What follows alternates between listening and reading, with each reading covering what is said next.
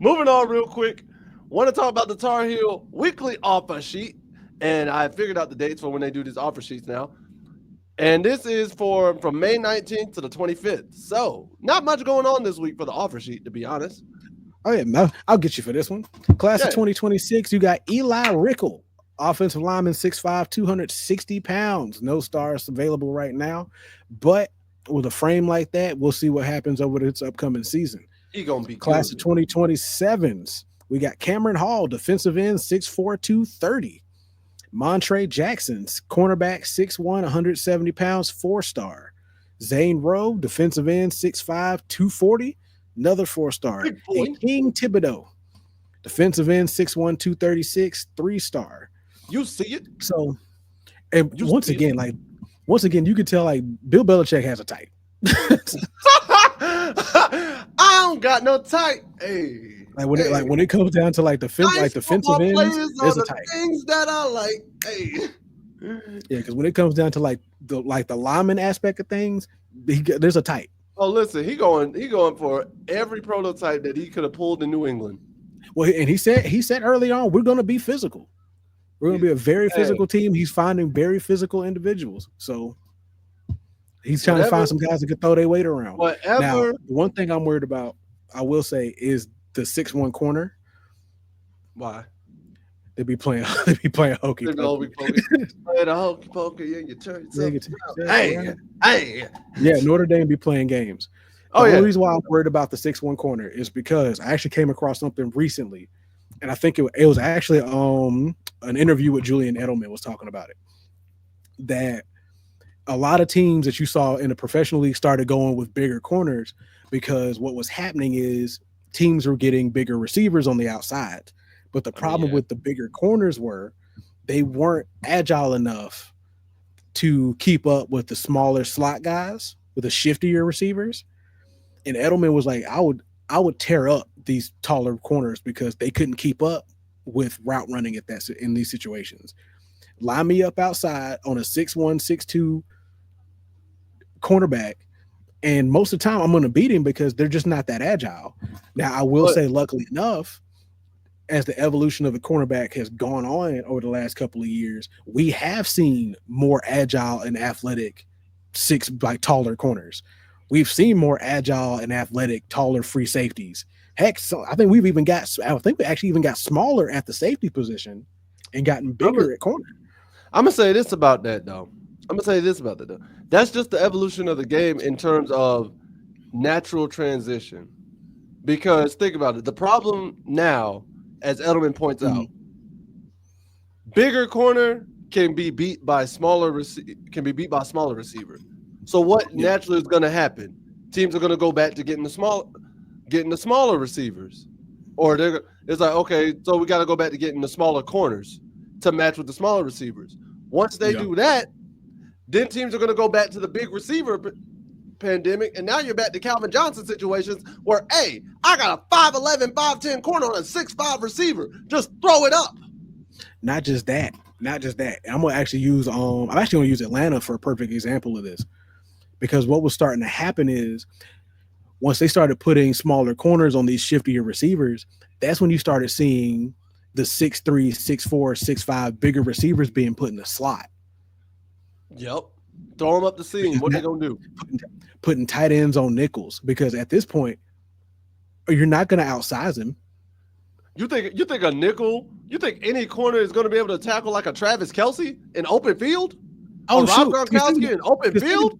I said, because think about it. The Patriots were perfect using Gronkowski for that exact situation. Anytime they saw a nickel, it was they ate that up. Go in the slot. They said, Gronk, go in the slot. We are throwing you the ball. It don't matter because he is too small and he can't get through you. It don't matter what we throw. Just box him out. Get inside of him. Box him out. I'm going to hit you. That's it. They'll sit there and let him get over top of you. It's going to be a back shoulder. He's not getting around you. Because that's the thing. It's like, all right, if he does a hitch, if he sits in that, Gronkowski's boxing him out. He wants to play over the top. You want to fade, back shoulder. He wants to play underneath. You want to fade, over the top, bro. Like over the top. And guess what? Gronk can literally turn around. And I know Julio did this, and I know Calvin Johnson did this, but literally me. Yeah, that was it. I was like, just that's it.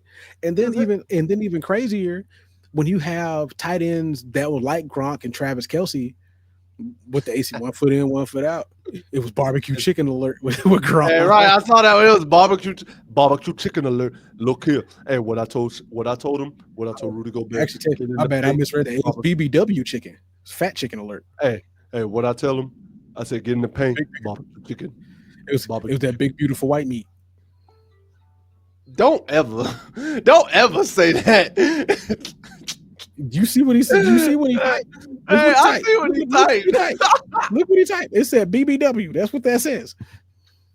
I am just reading what the man said. If you gonna get on anybody, get on him.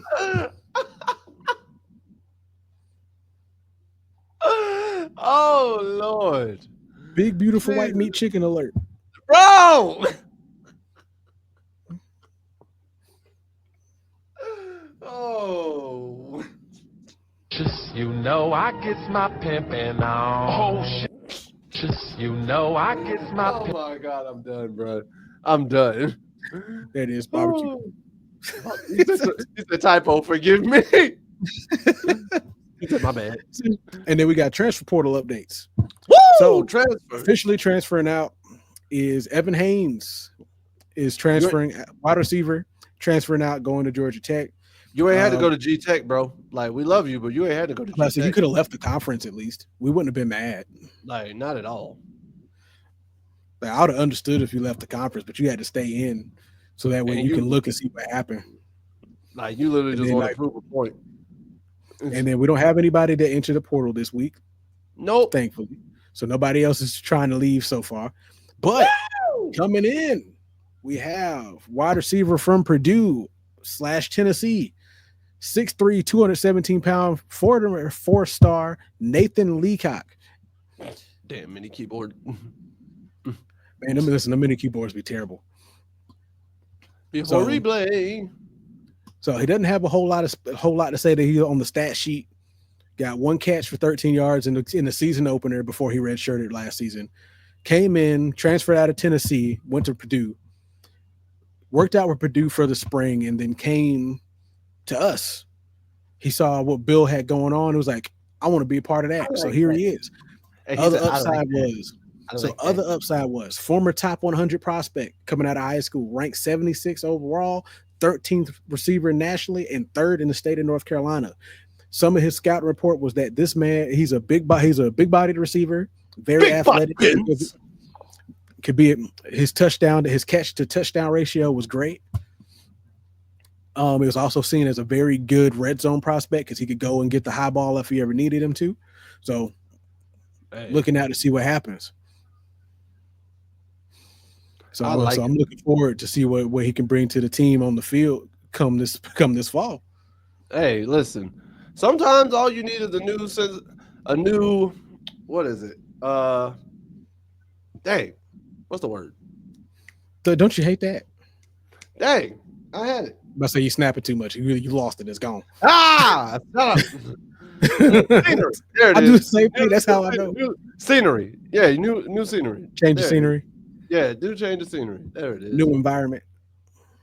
All right, sometimes that's just what you need. So we haven't had any withdrawn transfers, so because nobody went. Y'all ain't leaving.